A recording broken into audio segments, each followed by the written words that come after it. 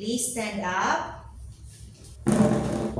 Let us pray. In the name of the Father, the Son, the Holy Spirit. Amen. Good afternoon, class. Good afternoon, ma'am. Okay, please take your seat. Now today, it's another day, right? How are you today? Good. How about you, Casey? You're fine. You look in love today. Now, let's acknowledge the day with a big smile. Okay, thank you for your present. Okay, secretary of the class, who is absent today?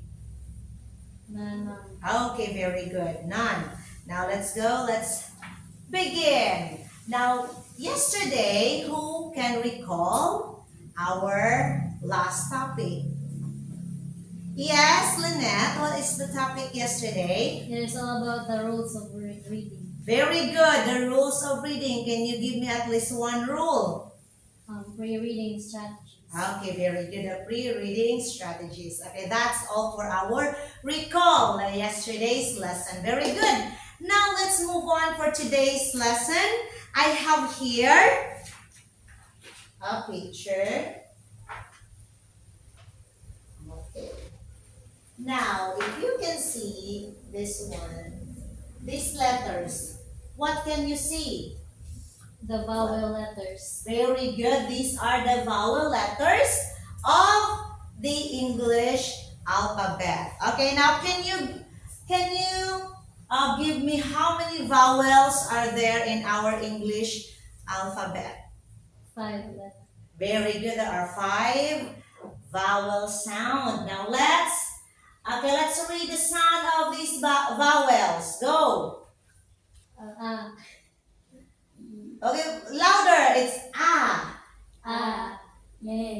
E, O, O. Okay, very good. Now that is the English vowel letters. Now, what if I will show you these types of letters that is enclosed with a slash? Okay, based from your study. This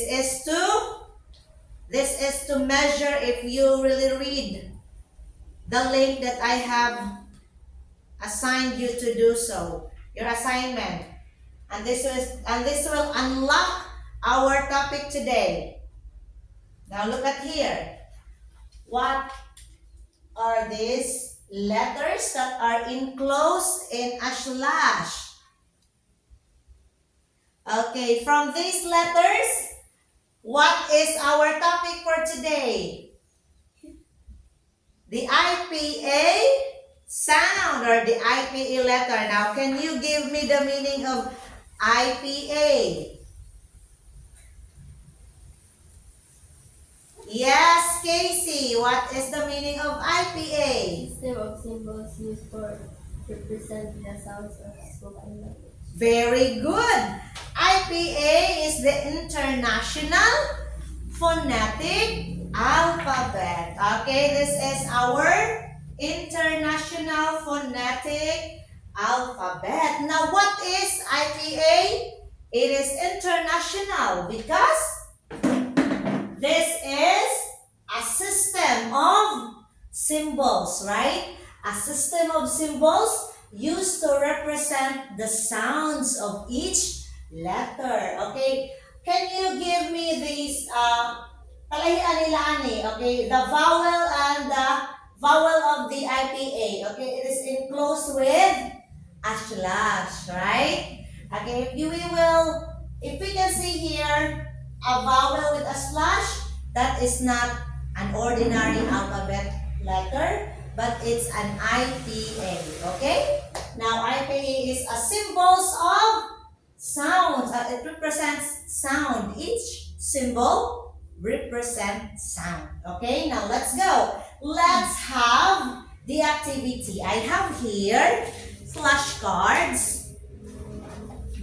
I have your flashcards, and you will identify what is the meaning of the the letters. Okay, go.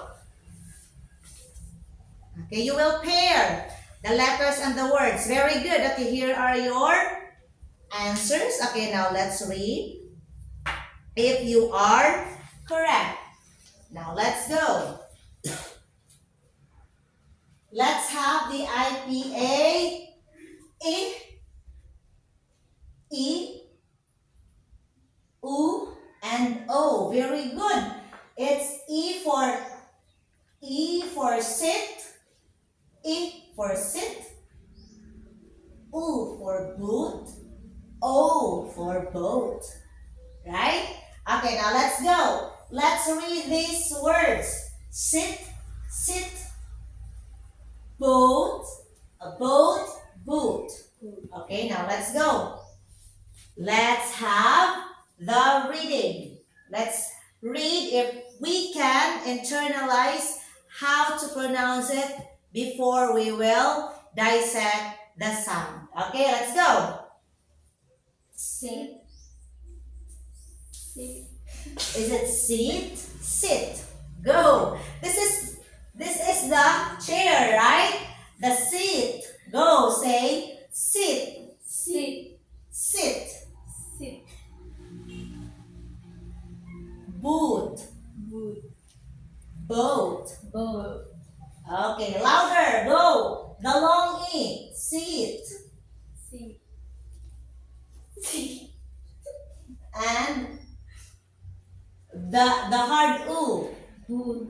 Very good. Boat. Okay, now that's all about the E, I, U, O. Now let's go with how will we pronounce each letters. Okay, I have here how will we pronounce. Where is our tongue located? The articulations, the manner of articulation. So who can recall the manner of articulations?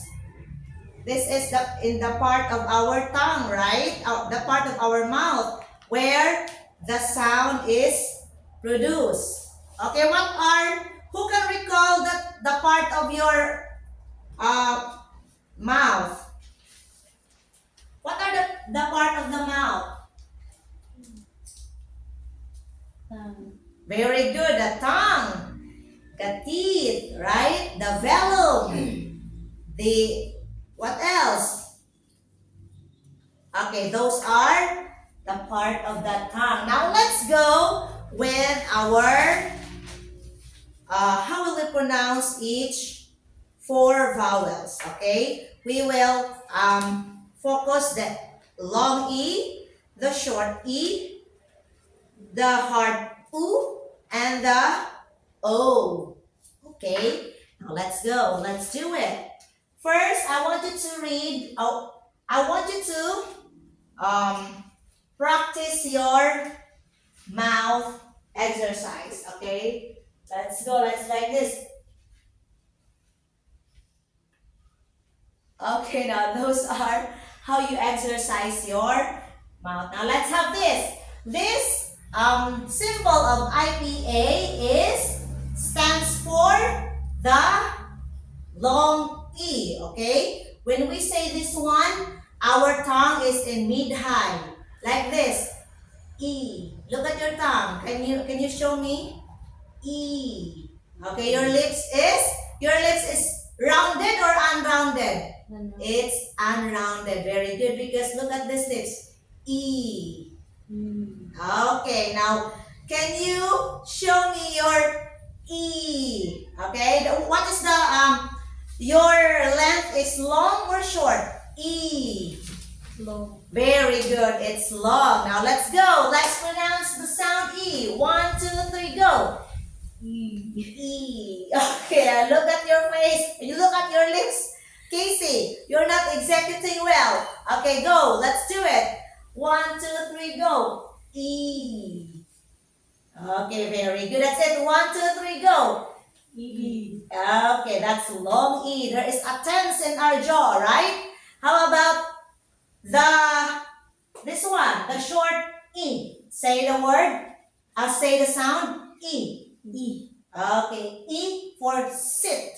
Sit. Okay, now what is or how will we pronounce the word? It's short or long? E. Short. Short. How about the tense? Is it over tense or relaxed? E.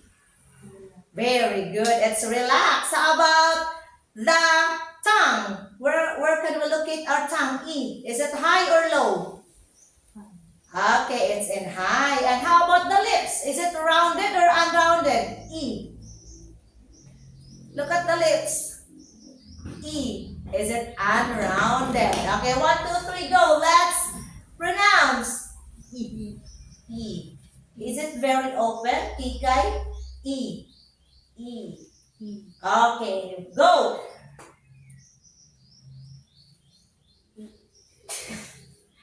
E.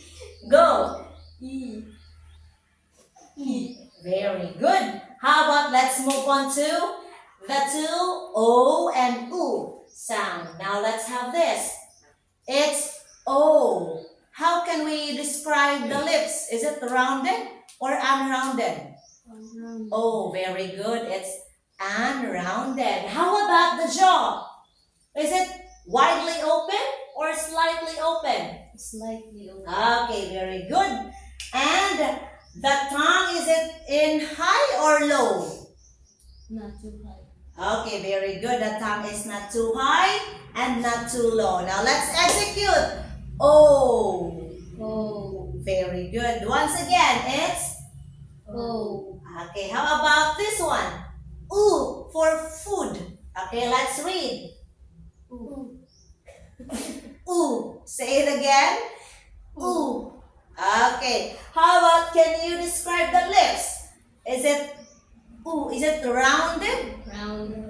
Okay, it's rounded. How about the tongue? Where can we locate our tongue? Is it low or high? High. High and at the back, right? Ooh.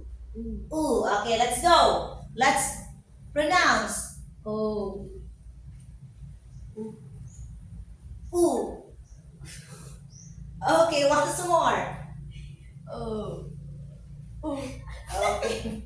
Very good. Some sounds like alibangon. Ooh. Like that. Okay, now let's go with those are the 4 basic vowels in the International Phonetic Alphabet. See, each letter corresponds sounds. Okay, very good. Now let's have our exercise here. I have here a tongue twister. Okay, let's go. Let's read our tongue twister number 1.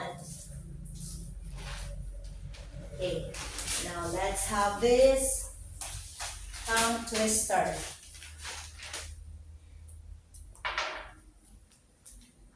Remember that you will create your own tongue twister at the end of the class, okay?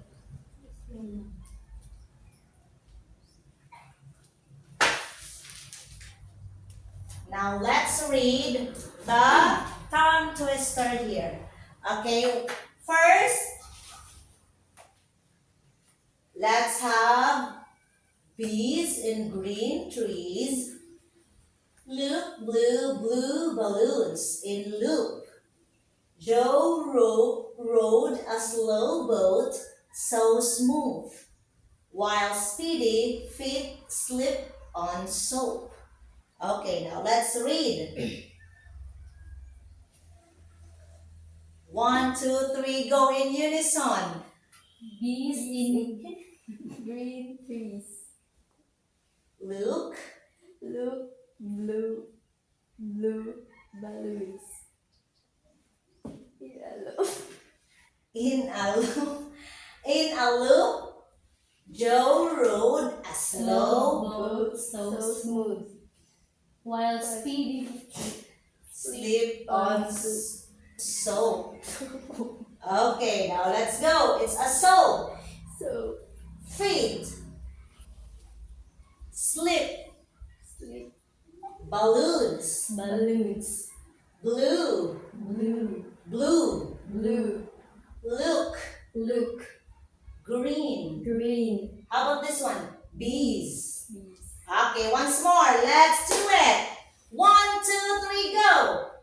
Bees in green trees. Look, blue, blue balloons in a loop. Joe rode a slow boat so smooth, while speedy feet slipped on sand. Okay, now I want to hear from Lynette. Okay, Lynette, can you please read? If you could, you could make it faster. That's great. Okay, now let's go. Bees in green trees. Look, blue, blue balloons in a loop. Joe rode a slow boat so smooth, while speedy feet slipped on soap. Okay, very good. Now it's your turn, Casey. Casey, you can do it. 1, 2, 3, go. Geese in the green trees. Look, blue, blue balloons in a loop. Joe rode a slow boat so smooth, while speedy feet slipped on the soap. Okay, very good. That's great, class. You are able to read. Not so well, but you need more practice, but not that bad. Okay?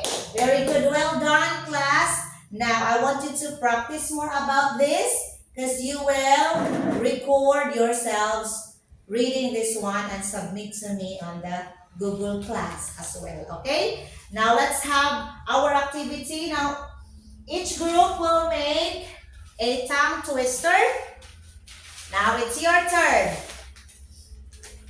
Okay, then write your tongue twisters here.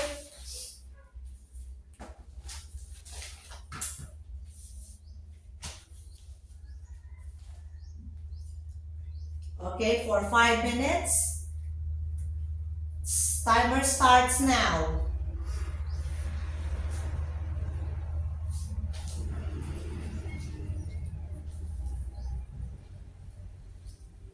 Be sure to make your tongue twister interesting.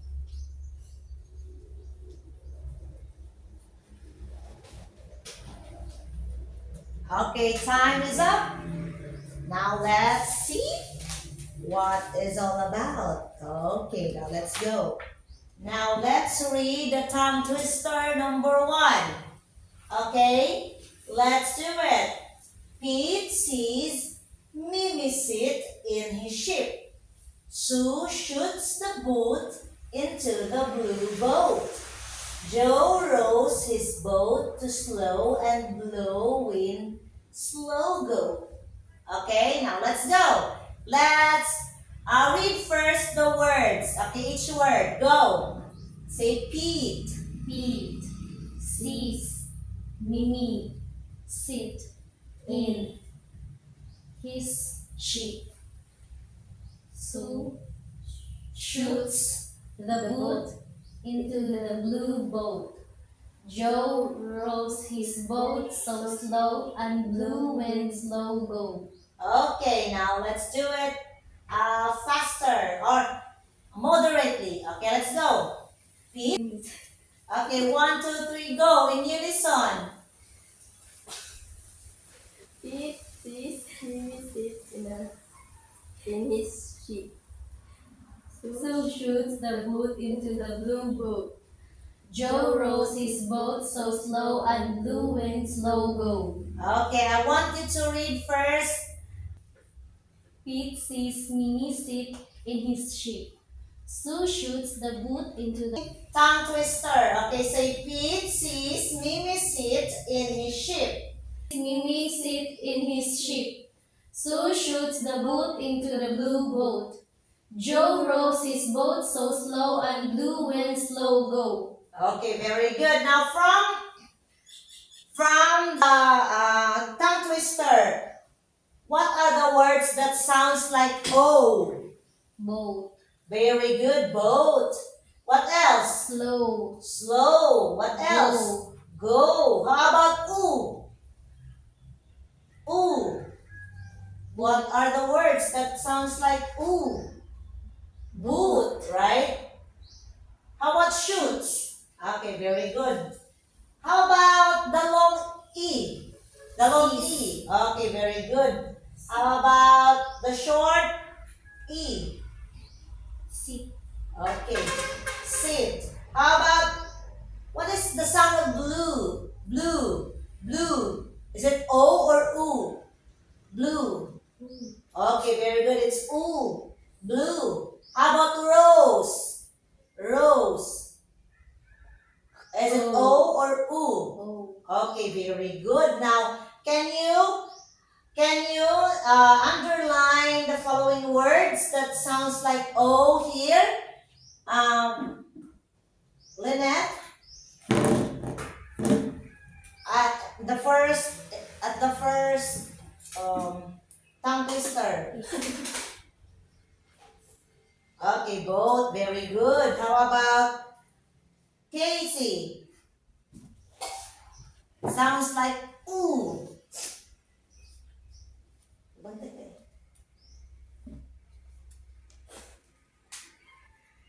Ooh. Blue. Okay, very good. Now those are the examples of words that has oo, o, e sounds. Okay? Now once more. All together, let's read. 1, 2, 3, go. Bees in green trees. Look, blue, blue balloons in a loop. Joe rode a slow boat so smooth, while speedy feet slipped on soap. How about the second tongue twister? Pete sees me sit in his ship. So shoot the boat Boot. into the blue boat. Joe rows his boat so slow and blue wind slow go.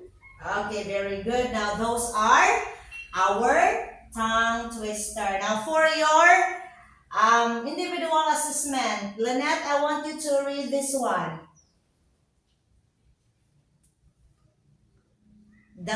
What is the sound of this phonetic alphabet? E. Very good. And the second one? E. Very good. How about this? U. O. Okay, that's great. How about Casey? I want you to answer what is the sound of sit? Is it short or long? O. Sit. Sit. Short. Okay, short. How about sit? Long. Okay, how about, is it long? Boat. What is the shape of our lips? Boat. Rounded or unrounded? Rounded. Both. Very good. Rounded. Now those are our E, O, U sound. Okay, very good, class. I want you to practice more about how to pronounce these tongue twisters, and I want you to record yourself tonight and submit to our Google class. That will be your assignment. Okay? Now, any question? Okay, now it's time for us to please stand up and let us pray. In the Father, the Son, Holy Spirit. Amen. Goodbye, class. Goodbye, Mom. Okay, see you tomorrow.